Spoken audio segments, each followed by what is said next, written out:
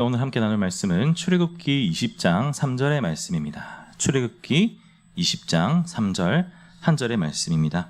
제가 가진 성경은 구약성경 112페이지에 있습니다. 출애굽기 20장 3절 한 절의 말씀을 다 같이 한 목소리로 고백하도록 하겠습니다. 시작. 너는 나 외에는 다른 신들을 내게 두지 말라. 한 번만 더 읽겠습니다. 시작. 너는 나 외에는 다른 신들을 내게 두지 말라. 아멘. 우리 옆에 계신 분께 인사할까요? 샬롬. 네, 앞뒤로도 인사하실까요? 샬롬. 네, 반갑습니다. 네, 가을인 줄 알았는데 여름이 다시 온 것 같아요. 제가 죄송합니다만 허락하신다면 단추를 한 개 풀어도 되겠습니까? 네, 오늘 밥을 먹고 왔더니 배에 자꾸 땀이 차가지고 여기만 축축해지더라고요. 배를 좀 풀도록 하겠습니다. 감사합니다. 절대 배가 나왔다거나 하는 그런 사실은 없습니다. 사람에 따라 다르게 보일 수도 있지만 저는 안 나왔다고 믿고 싶습니다. 네, 우리가 오늘은 이제 십계명 본격적인 실제적인 내용들을 들어가려고 합니다. 1계명이죠. 나 외에는 다른 신들을 내게 두지 말라. 네, 과연 어떤 내용인지 한번 살펴보도록 하겠습니다. 여러분, 직캠이란 거 알고 계신가요? 직캠. 우리 중고생들이나 청년들은 직캠이란 걸 알고 있겠죠.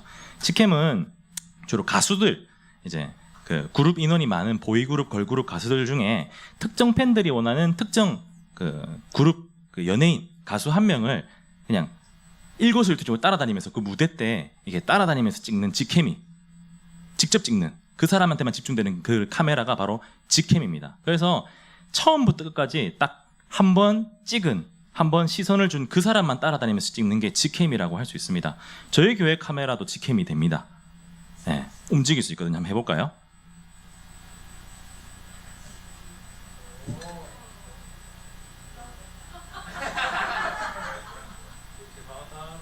그럼 이렇게 쏘면은 안 나오겠죠?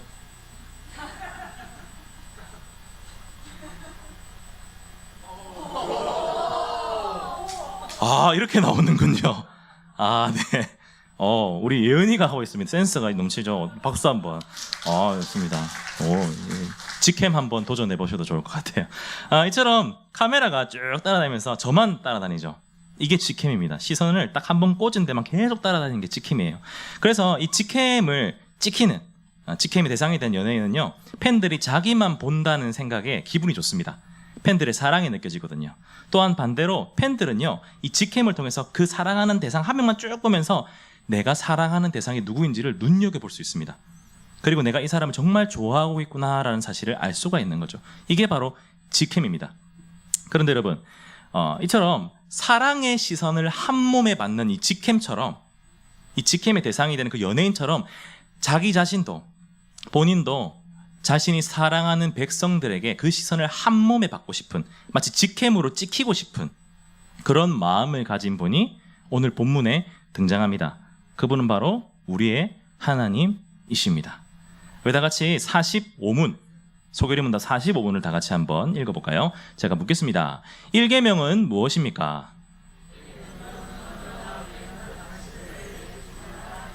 자, 너는 나 외에는 다른 신들을 내게 두지 말라. 1계명의 내용이죠. 이 내용을 좀 더 자세하게 설명한다면 다음과 같을 것입니다. 우리 46문을 보시겠어요? 묻겠습니다. 1계명이 요구하는 것은 무엇입니까?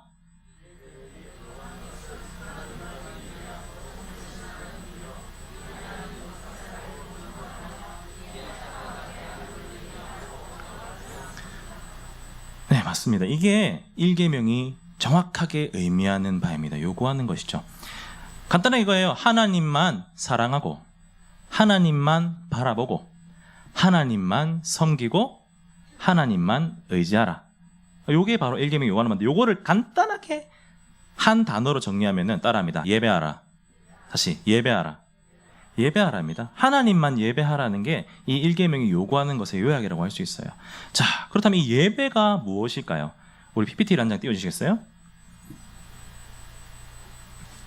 됐습니다. 네, 다음.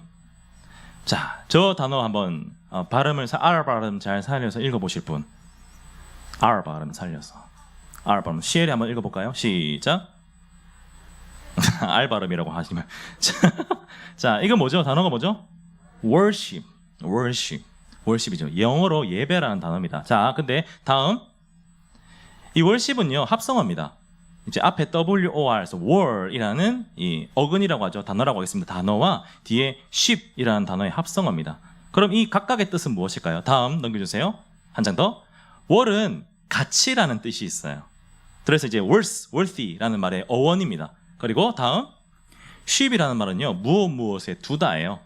뭐냐면 목적을 두다, 의의를 두다 할 때 그 두다예요. 자, 그렇다면 이 이 ship, 이 가치라는 단어와 무엇에 두다라는 이 두 단어의 합성어인 worship은 어떤 뜻일까요? 넘겨주세요. 네, worship이란 가치를 두다입니다. 무슨 말입니까? 예배의 대상이 되는 그 존재에게 내 삶의 최고의 가치를 두는 것, 그게 바로 예배입니다.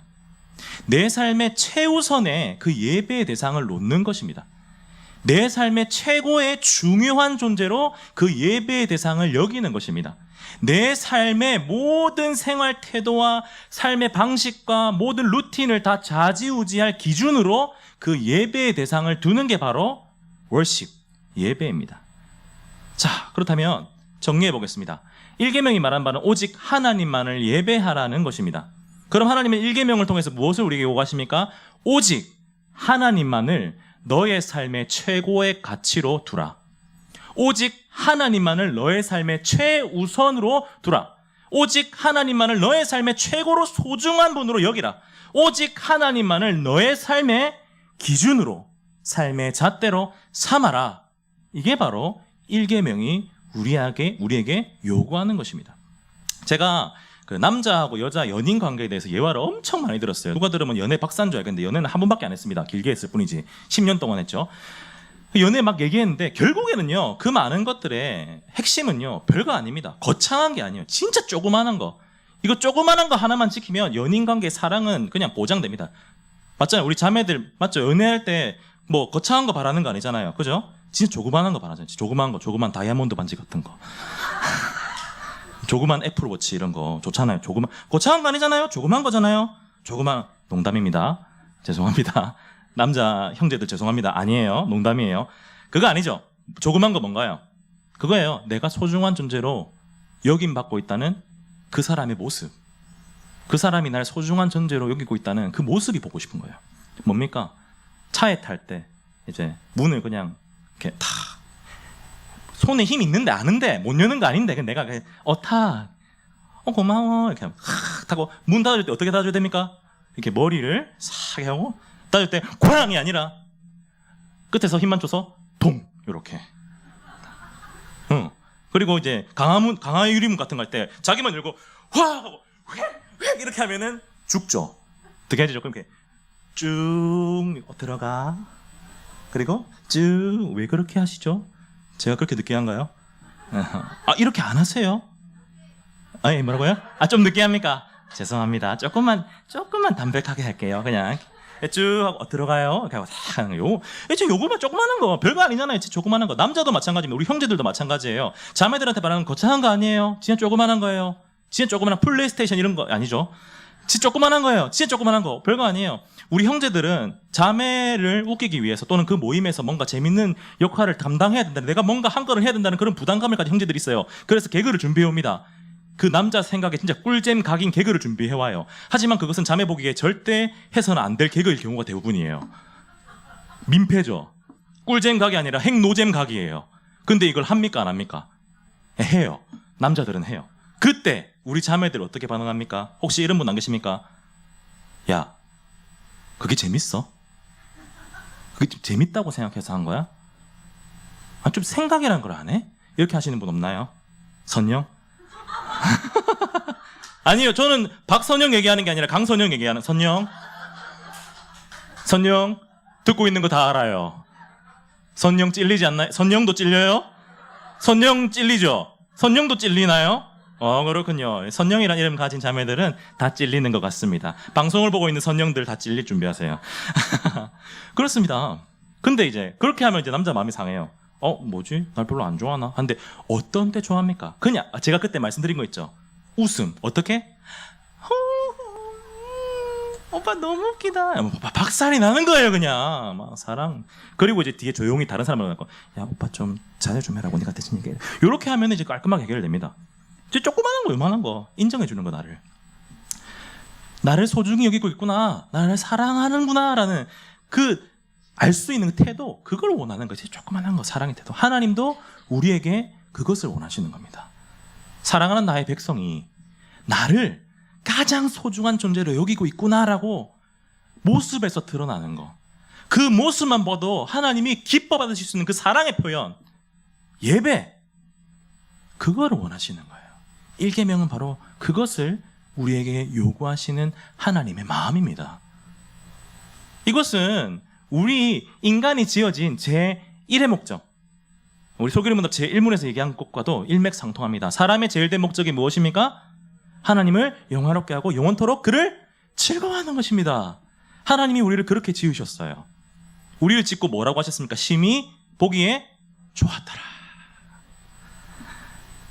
하나님과 사랑하는 대상으로 지으셨어요. 그렇기 때문에 이 온 천지 만물을 지으신 하나님만이 우리의 삶의 목적대로 바르게 이끌어 줄 수 있어요. 그 하나님이 우리 보고 뭐 하라고 하십니까? 나만, 그렇죠, 사랑하라, 예배하라. 이것은 하나님에게만 좋은 것이 아닙니다. 우리의 삶을 심히 보기 좋게 만드신 하나님이 인간의 삶을 좋은 방향대로, 선한 방향대로 이끌으실 수 있는 유일한 지식과 능력을 가지신 그 창조주 하나님께서 우리에게 가르쳐 주시는 거예요. 이게 바로 너희들에게 맞는 삶이야, 너희들에게 좋은 거야. 그렇기 때문에 하나님만을 사랑하고 예배하는 것은요, 하나님에게만 좋은 것이 아니라 우리 인간에게도 좋은 것입니다. 때문에 하나님의 백성된 우리 그리스도인들은 이 1계명이 요구하는 것을 지켜 행해야 돼요. 삶의 최우선 목표를 누구로 삼아야 됩니까? 하나님. 삶의 최고로 중요한 부분을 누구로 삼아야 됩니까? 하나님. 내 삶의 모든 방향을 결정하는 그 기준으로 누구로 삼아야 됩니까? 하나님.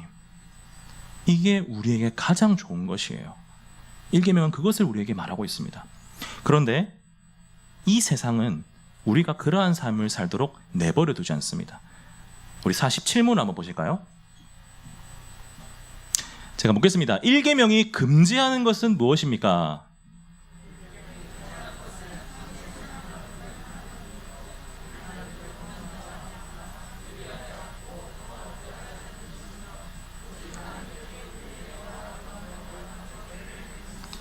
요약하면 이거예요. 하나님께 돌릴 영광을 하나님께 돌리지 않고 하나님을 등을 지고 외면하고 다른 대상에게 돌리게 하는 것, 이게 1계명이 금지하는 거, 하나님 원하지 않는 거예요. 그런데 이 세상은 우리가 1계명을 지키기를 원하지 않아요. 그래서 이 금지하고 있는 모습을 우리에게 나타나게 합니다. 어떻게 할까요? 군대를 갓 제대하고 이제 얼굴이 시커멓게 타가지고 동남아 사시는 분처럼, 이렇게 동남아 외국인처럼 얼굴이 시커멓게 탄 청년이 한 명 있었습니다. 이 청년이 이제 휴학을 하고 일을 하기 위해서 공장에 갔대요. 공장에 갔는데, 찬성이 아니에요. 공장에 갔는데 찬성이 아니에요. 공장에 갔는데 이제 사무 행정 직원이 이제 이 사람들이고 작업 반장한테 데리고 갔대요. 그래서 여기 신입이니까 잘 가르쳐 주세요 하고 갔어요. 작업 반장님이 갑자기 탁 보더니, 위아래를 훑어보더니 갑자기 말을 안 하고 손짓발짓으로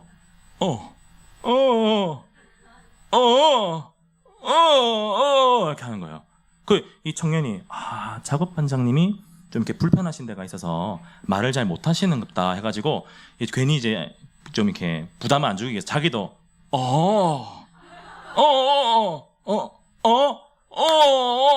이렇게 한 거예요. 이거 1시간 반 동안 이렇게 배우고 가르친 거예요. 1시간 반 동안.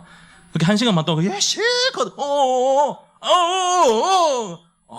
이렇게 하고 1시간 반 동안 이렇게 하고 나서 12시가 됐어요. 점심시간이 된 거죠. 그러니까 갑자기 작업 반장님이 하다가 일어나가지고 밥 먹고 합시다 이렇게 한 거예요. 청년 놀랐어요. 말할 수 있네요? 하니까 작업 반장님이 놀라면서 이렇게 합니다. 한국 분이셨어요? 얼굴이 시커멓게 동남아인처럼 보여가지고 외국인인 줄 알았던 거야. 그래서 이렇게 한 거예요. 그리고 제대로 꼬인 거죠. 상대방에 대한 정보가 없는 거예요. 아는 지식이 없는 거예요. 그러니까 오해가 생긴 겁니다. 제대로 소통이 안 된 거예요. 이처럼 상대방에 대해서 아는 지식을 있는 거 정말 중요합니다. 소통에 있어서. 그런데 세상은요, 우리가 이 1계명의 삶을 살지 못하도록 하기 위해서 우리에게서 하나님을 아는 지식과 능력을 앗아갔습니다. 언제요? 타락을 통해서요. 원래 인간은 하나님을 아는 지식과 능력이 차고 넘치는 존재였어요. 그럴 수밖에 없죠. 인간이 누구의 형상을 따라 지어졌습니까? 하나님의 형상을 따라, 하나님의 닮은 꼴로 지었다는 거예요. 인간이 자기 몸을 보면 우와 하나님이 이렇게 생겼구나 할 수 있는 거예요. 누구보다 하나님에 대해서 아는 지식이 넘쳤을 거예요. 능력이 차고 넘쳤을 거예요. 그런데 타락하자마자 이 모든 지식과 능력이 다 사라집니다. 그런데 뭐는 남아있어요? 하나님이 내 삶에 필요한 그 부분은 남아있는 거예요. 빈 공간이 생겨버린 거죠. 인간에게 있어서 빈 공간이 생겼는데 여기를 채워야 되는데, 여기를 하나님으로 채워야 되는데, 하나님을 아는 지식을 세상이 앗아가니까, 우리의 죄악이 그것을 뺏어가버리니까 여기를 이제 뭘로 채워야 되는지를 모르겠는데, 뭘 채워야 될 것 같은데 뭘로 채워야 될지는 모르는 거예요. 왜 우리 여러분들 그런 거 있잖아요. 목이 말라서 아이스크림을 먹어도 이게 갈증이 사라지지 않잖아요. 왜 그런 거지? 아이스크림의 갈증은 아이스크림으로만 풀 수 있고, 물의 갈증은 물로만 풀 수 있고, 콜라의 나만 그런가요? 아, 저만 그런가요? 그런 거 있잖아요. 이게 뭔가 맞는 게 있어야 될 것 같은데 다른 걸로 막 채워 넣지만 이게 마음에 충족함이 안 되는 거. 왜 그럴까요? 하나님으로 채워야 되는데 인간들이 다른 것으로 채워 넣기 시작하는 겁니다. 왜? 하나님을 아는 지식이 없으니까. 그러면서 그 안에 뭐가 들어갑니까? 하나님 대신에 돈이 들어가고요, 사랑이 들어가고요, 내 안정적인 미래 보장을 위한 내 노력이 들어갑니다. 우리 감정이 들어갑니다. 내 편리함이 들어갑니다. 내 몸의 안위가 들어갑니다. 그거를 딱 붙잡고 내 삶의 최우선순위에 놓으면 내가 이 빈 공간을 채울 수 있을 것 같은 거예요. 왜? 하나님을 아는 지식이 없기 때문에. 세상이 우리를 그렇게 만든 겁니다. 하나님이 들어가야 될 공간에 인간이 하나님을 아는 지식이 없어서 대신 채워넣는 것들, 그 많은 것들을 우리는 다음과 같이 따라합니다. 우상. 다시 한번 더, 우상. 강사님, 우상은 그 불상이나 이런 걸 우상이라 하는 거 아닙니까? 그것 또한 맞습니다. 만약에 하나님으로 인해서 비어진 이 공간을 채워넣는 것이 종교의 형식을 가지게 되면 그것은 방금 우리가 말한 그런 이단 종교 같은 그런 게 됩니다. 하지만 좀 더 넓은 관점으로 봤을 때 하나님보다 앞서는 모든 것은 다 우상입니다.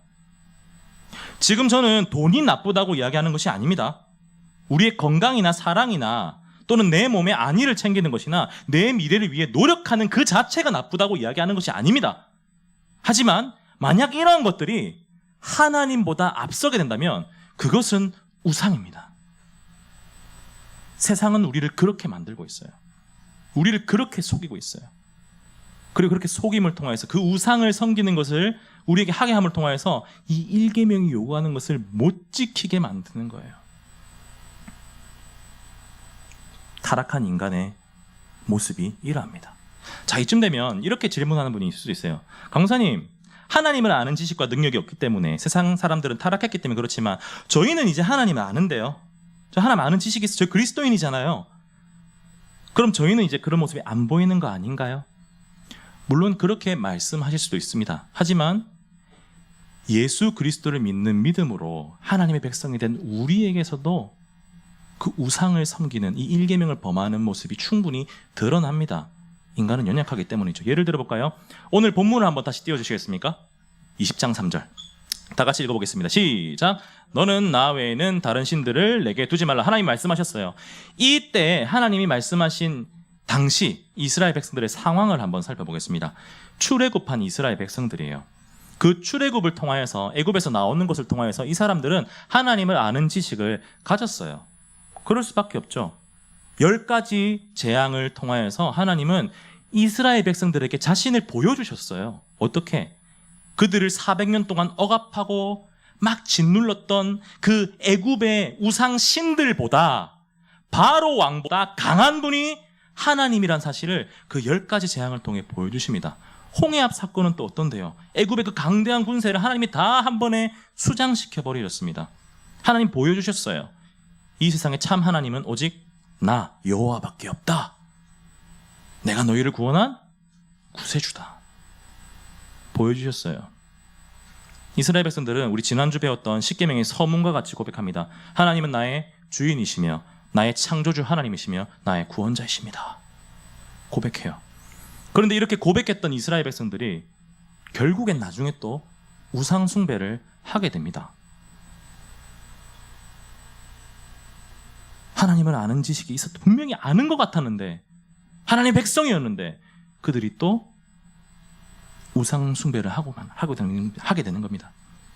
이런 일은 구약에만 있는 게 아니에요. 신약에도 볼까요? 예수님이 제자들에게 이렇게 물어보십니다. 세상 사람들이 나를 들어 누구라고 하느냐? 막 제자들 얘기합니다. 그러면서 예수님 또 뭐라고 물어봐요? 그러면 너희는 나를 누구라 하느냐? 이때 베드로가 와 진짜 엄청난 명언을 탁 남기죠. 주는 그리스도시요 살아계신 하나님의 아들이시니이다. 실제로 드라마 성경 보면 이렇게 읽어요. 예수님 칭찬하십니다. 베드로야 네가 진짜 와 장난 아니다. 네 고백에 내가 교회를 세우겠다. 그런데 이 베드로의 고백을 보면요, 베드로는 예수님이 하나님의 아들인 사실을 분명히 알고 있었어요. 그런데 이 베드로가 예수님을 배신합니다. 분명히 아는 것 같았는데 왜 이럴까요? 왜 이럴까요? 다른 게 아니에요. 인간은 망각의 동물이기 때문입니다. 너무 쉽게 있는 자들이기 때문이에요. 인간이기 때문에 이 일계명을 지킬 수가 없는 거예요. 아니 그렇다면 강사님, 하나님은 지금 우리가 지킬 수 없는 이 일계명을 우리에게 던져주고 우리가 이걸 못 지켜서 막 죄책감에 휩싸이고 막 힘들게 그렇게 살기를 원하시는 겁니까? 그 괴로운 모습을 보시기 원하시는 겁니까? 아니요. 아닙니다. 분명히 인간이기 때문에 이 일계명을 지킬 수 없습니다. 그런데 하나님은 이 계명을 당장은 아닐지라도 결국엔 지키게 만드실 수 있는 능력을 우리에게 주십니다. 누구를 통해서요? 예수 그리스도를 통해서 말입니다. 예수님을 주로 고백하는 하나님의 백성이 되는 순간 우리 안에는 한 분이 들어오십니다. 누가 들어오시죠? 성령 하나님. 성령 하나님이 우리 안에 내주하십니다. 안에서 거하신다는 거예요. 그러면서 뭔 일 하십니까? 우리를 예수님을 닮아가게 하세요. 우리의 모습 속에서 예수님의 모습이 드러나게 하세요. 그 예수님의 모습이란 어떤 모습입니까? 하나님의 말씀을 생명 걸고 지켰던 그 아들 된 모습으로 우리의 삶을 성령 하나님이 조금씩 변화시켜 간다는 거예요. 그렇게 우리를 성숙하고 훈련시켜가는 분이 성령 하나님입니다. 우리에겐 이제 그런 능력이 있다는 거예요. 그런데 여기서 중요한 것이 있습니다. 제가 훈련이라는 단어를 썼어요. 이 훈련이라는 단어는요, 그냥 가만히 있으면 된다는 말이 아닙니다. 성령 하나님이 일하시지만 그 성령 하나님과 함께 우리도 함께 일을 해야 한다는 거예요. 노력을 해야 한다는 거예요. 그 노력이란 무엇입니까? 바로 하나님이 어떠한 분인지를 기억을 잃지 않도록 날마다 이를 리마인드하는 노력입니다. 우리 이제 찬성이가 군인인데 군대 가면 암구호가 있어요. 암구호. 암호 같은 건데 이제 밤에 이제 경계를 서는 경계병이 있으면 이제 어둡잖아요. 그러면 아군인지 적군인지 식별이 안 되잖아요.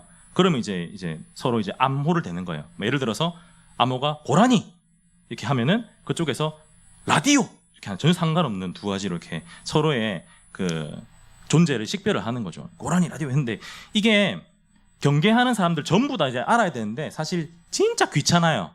그래서 상병 병장들처럼 이제 계급이 높은 애들은 안 해요. 자기들 그냥 안 외우고 있어요. 인식 안 하고 있다가 나가기 직전에 야 뭐냐 물어보고 이렇게 하거든요. 그럼 이거를 누가 외우느냐? 누가 외우고 있어야 될까요? 그렇죠. 이병 또는 부사수, 후임, 계급이 짬이 안 되는 애들이 외워야 되는 거예요. 그래서 이병일 때 저는 이게 진짜 스트레스였습니다. 다 저한테 물어보는 거 안고 그러면 못 외우고 있으면 막 맞고 이랬거든요. 저는 되게 열심히 외웠는데요.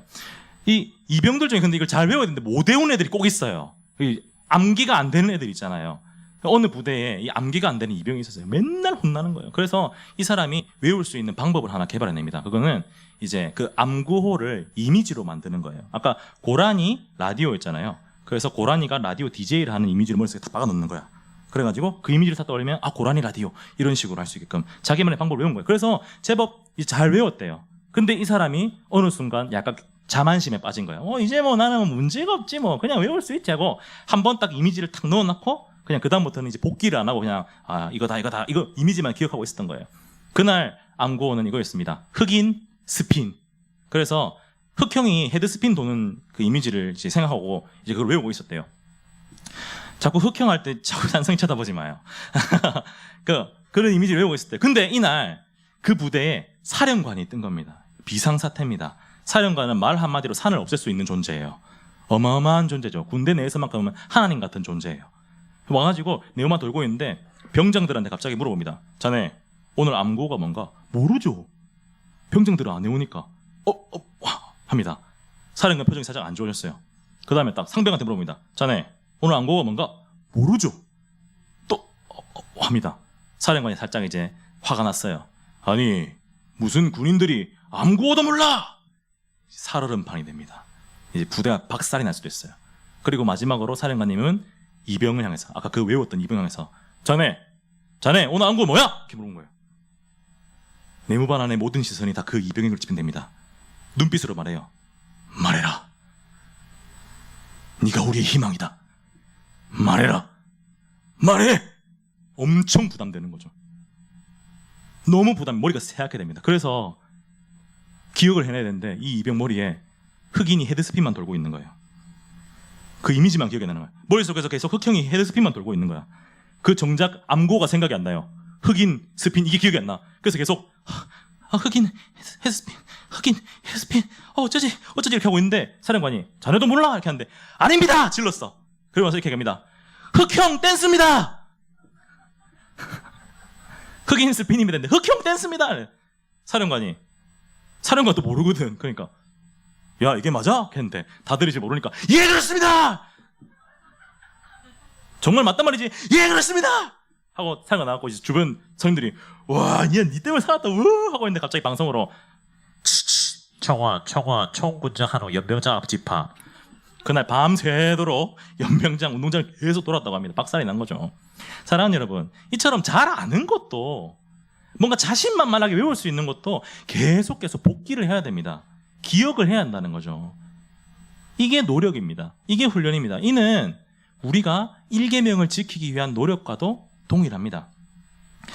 우리가 때때로 우상보다 하나님을 뒷전에 놓을 때 자연스럽게 그럴 때 우리에게 우리의 최우선으로 가치를 부여해야 될 존재가 하나님이라는 사실을 기억하는 질문을 계속 해야 되는 거예요. 스스로 그것을 계속 복기해야 되는 거예요. 이를 위해서 제가 두 가지 질문을 오늘 이 자리에서 함께 제시하고자 합니다. 이 두 가지 질문을 살면서 계속 한다면 우리는 이 일계명이 요구하는 삶을 살 수 있습니다. 한번 따라해 보겠습니다. 첫 번째 질문입니다. 내가 가장 사랑하는 것은 무엇인가? 다시 한 번 더. 내가 가장 사랑하는 것은 무엇인가? 하나님을 가장 사랑하는 존재들은요, 하나님이 제일 중요합니다.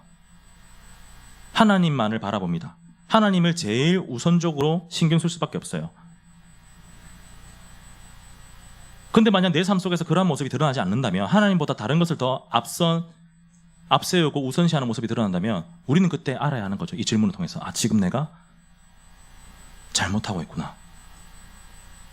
돈이 하나님보다 중요한 경우 우리의 삶 속에서 드러나는 모습은 어떤 모습이 있을까요? 하나님께 드리는 이 예물 또는 교회의 어떤 일을 통해서 우리가 물질적으로 헌신을 내는 것들에 부담을 가지기 시작합니다. 저는 지금 교회 재정을 채우라고 얘기하는 것이 아닙니다. 하나님께 드리는 우리 믿음의 표현으로서의 내어드리는 그것에 우리가 꺼리낌이 생긴다는 거예요. 무엇이 앞설 때? 하나님보다. 돈이 하나님보다 앞서게 될 때. 사랑하는 연인이 하나님보다 앞서게 될 때 우리는 하나님 앞으로 가는 것보다 연인 앞으로 나아가는 것을 더욱 신경 쓰게 됩니다. 그리고 나의 미래가, 내 보장된 삶이 하나님보다 앞서게 될 때 우리는 하나님께 예배하는 이 시간을 아깝게 여기게 됩니다. 야, 이거 할 시간에 공무원 공부를 하겠다, 영어 단어를 더 외우겠다, 야, 이거 할 시간에 내가 자격증을 더 따겠다. 하나님보다 사랑하는 것, 다른 우상이 앞서게 되면 이러한 모습들이 우리한테 드러납니다. 때문에 우리는 내가 지금 가장 사랑하는 게 누구인가라는 질문을 끊임없이 해야 돼요. 스스로 경계해야 하는 거죠. 두 번째 질문입니다. 따라합니다. 내가 의지하는 것은 무엇인가? 내가 가장 신뢰하는 것은 누구인가? 하나님을 내 삶의 최고의 가치, 하나님께 내 삶의 최고의 가치를 두는 사람들은요, 하나님만을 의지하고 신뢰합니다. 하나님이 존재하고 있다는 것만으로 내 마음에 큰 위로와 안정감이 찾아옵니다. 그런데 만약 하나님이 아니라 돈을 내 삶의 최고의 가치로 부여한 사람들은 이 돈에서 내 마음의 안식과 위로를 찾아요. 내 통장 잔고가 빵빵할 때, 또는 내 마음이 힘들 때 어떤 내가 돈을 사용하는 것을 통해서 내 마음에 뭐 사고 싶은 것, 또 하고 싶은 것을 원 없이 하는 것을 통해서 마음에 안정감을 찾는 것, 위로를 받는 것. 하나님보다 연인을 더 최고의 가치로 두는 사람들, 사랑하는 연인을 최고의 가치로 두는 사람들, 그런 사람들은요, 내 마음이 힘들고 지치고 슬플 때 하나님 앞으로 나아가지 않습니다. 사랑하는 연인에게로 나아갑니다. 그리고 그 연인에게 필요 이상의 사랑을 요구합니다. 내가 힘드니까 이 사랑을 채워줘. 내가 너무 불안하니까 날 좀 붙들어줘. 그리고 실망하고 싸우고, 또 때때로는 필요 이상의 사랑을 너무 요구한 나머지 넘어야 되지 않아야 될 선을 넘기도 하는 것이죠. 내 보장받을 미래, 안정적인 직장 미래, 그러한 것들이 하나님보다 앞서는 사람들은요, 그러한 기반이 흔들릴 때 하나님을 찾지 않습니다. 오히려 그 흔들리는 기반을 악착같이 붙잡으려고 합니다. 이게 무너지면 내 삶은 망하는 거야, 끝장이야. 하나님은 뒷전에 두고 당장 이 보장받을 미래를 바르게 세우기 위해서 온 힘을 쏟습니다. 하나님은 뒷전에 두고. 그것들은 전부 다 우상입니다. 그것들이 전부 나쁘다는 얘기가 아니에요. 아까도 말씀드렸지만 하나님보다 앞설 때 그것은 우상이 되는 거예요. 그렇기 때문에 우리는 날마다 이 두 가지 질문을 우리 스스로에게 계속 던져봐야 되는 거예요. 따라합니다. 내가 가장 사랑하는 것은 누구인가? 내가 가장 신뢰하는 것은 누구인가? 사랑하는 여러분, 이렇게 질문을 통해서 끊임없이 스스로 돌아보는 것을 통해서 이 1계명의 요구를 지키려고 힘쓴다면 우리의 삶의 모습 속에는 정말 이 1계명이 요구하는 하나님의 그 모습, 원하는 그 모습이 드러나는 모습이 충분히 드러나면 우리 공동체 안에도 충분히 드러나고 있어요. 제 얘기를 해보겠습니다. 제 예를 하나 들면, 저는 저희 아내랑 10년 동안 연애를 했어요. 교회에서 연애를 했어요. 교회 오빠였죠. 교회 오빠 다들 조심하세요. 조심하세요. 교회 오빠 좋아요.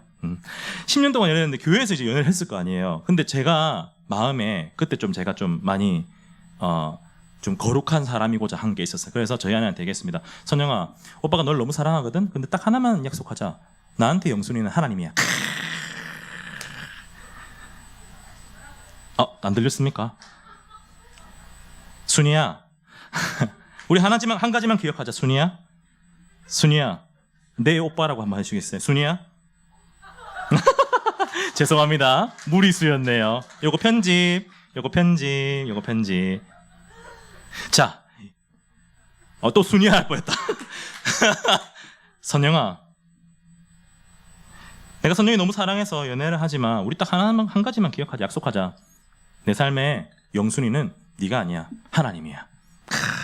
뭔가 되게 거룩해 보이잖아. 그래서 교회에서는 일체 그 금방 2m로는 안 갔습니다. 진짜 좀 과했어요. 제가 생각해도 그렇게까지 할 필요가 있었나 싶지만 그때는 제가 그렇게 하고 싶었어요. 하나님만을 내 삶의 최우선에 두고자 하는 제 결단이었죠. 그래서 심지어 10년을 사귀었잖아요. 결혼할 때가 돼가지고 이제 저희 아내가 앞에 나가 있어서 저도 이제 결혼합니다 이거 얘기하러 가는데 저희 아내가 앞으로 나가니까 쟤 누구랑 사귀었어? 쟤 누구랑 결혼해? 이렇게 하는 거예요. 제가 나가니까 이까지만 하면 되는데 왜? 정말 기분이 나빴어요. 10년 동안 연애를 했는데 교회에서 안 부딪히니까 전 줄 몰랐던 거예요. 몇몇이. 그 정도였어요. 결단이죠.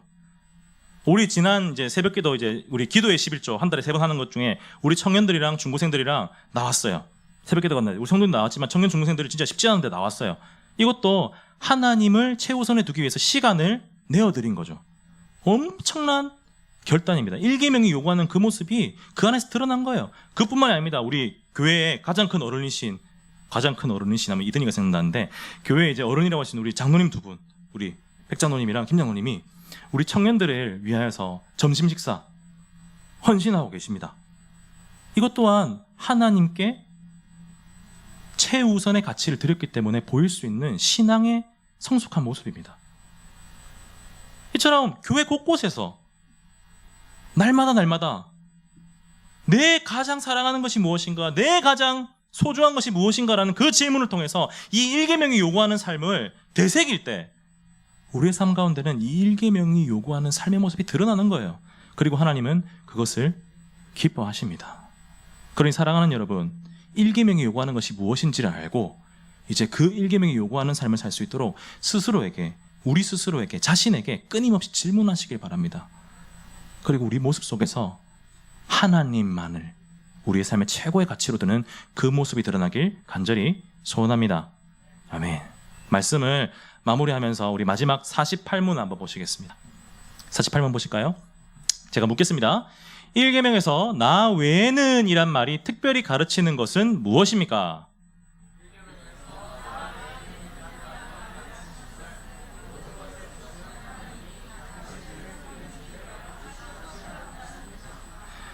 자, 우리 1계명에서 무엇을 요구하냐면요, 나 외에는 다른 신을 내게 두지 말라라고 말씀하셨습니다. 그런데 여기 나 외에는 이라고 번역된 것은요, 좀 더 원어적인 의미를 살려서 번역하면요, 내 앞에서가 됩니다. 그러면 이 내 앞에서를 넣어서 다시 한 번 더 1계명을 하면은, 너는 내 앞에서 다른 신들을 내게 두지 말라. 하나님이 보는 그 시선 앞에서 결단코 나 외에는, 내가 보는 눈앞에서 절대 다른 신을 네 속에, 네 앞에, 네 삶에 두지 말라. 여러분, 이거는요, 내가 안 보는 데서 해라 이 말이 아니에요. 하나님의 시선은 이 세상 곳곳을 다 비추고 계십니다. 하나님의 시선을 피할 수 있는 장소가 있나요? 없습니다. 그 말은 뭡니까? 절대 하지 마라. 하나님이 정말 싫어하신다는 거예요. 정말 싫어하신다는 거예요. 결단코 하지 마라. 내 앞에서란 말은 내 시선이 닿는 모든 곳에서 절대 하지 마라, 이거예요. 우리는 이러한 하나님의 모습 속에서 두 가지 중요한 사실을 알 수가 있습니다. 첫 번째, 하나님의 시선이 언제까지나 우리만을 향해 있다는 것입니다.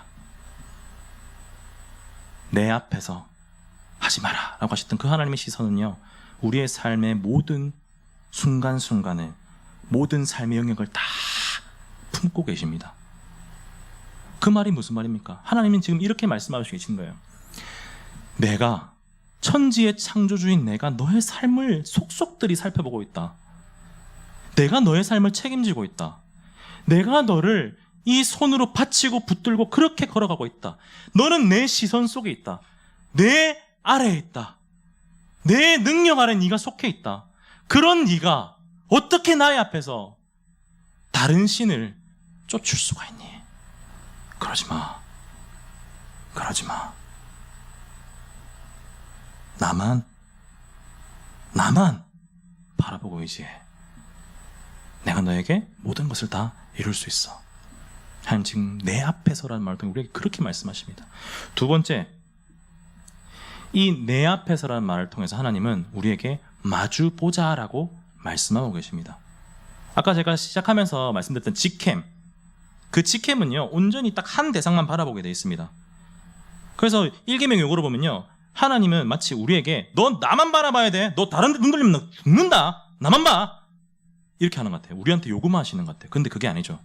아까 이 요구를 하실 때 내 앞에서라고 하셨습니다. 이건 무슨 말이냐면 하나님의 시선이 우리 앞에 계속 있다는 거잖아요. 그것은 사랑하는 나의 백성들아, 나의 자녀들아, 난 너의 모든 것을 다 지켜보고 있어. 속속들이 보고 있어. 나의 시선은, 내 계획은, 내 의도는, 내 모든 능력은 다 널 향해만 있어. 난 이미 너에게 고정돼 있어. 난 이미 내 직캠으로 너만 바라보고 있어. 너에게 신경 쓰고 있어. 네 삶을 내가 완벽하게 책임지고 있어. 그러니 이제 너도 나에게 네 시선을 돌려주지 않을래?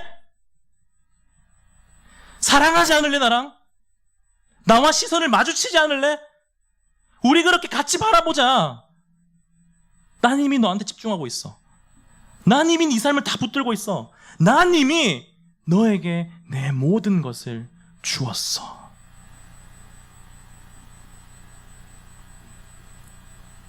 그러니 내 앞에서 다른 신들을 내게 두지 말아다오. 이것이 1계명이 우리에게 요구하는 것입니다. 사랑하는 여러분, 이런 하나님의 요구에 우리가 어떻게 반응해야 하겠습니까? 이런 하나님의 요구에 우리가 무엇으로 반응해야 하겠습니까? 우리의 믿음으로 반응해야 될 줄 믿음으로 고백합니다. 우리의 삶의 고백으로 반응해야 될 줄 믿음으로 고백합니다. 결단하십시오. 그리고 하나님만 바라보길 간절히 소원합니다. 아멘. 네, 이 시간 우리 시간 좀 같지만 제일 처음 불렀던 찬양 주 앞에 엎드려 함께 부르고 우리 기도하시겠습니다.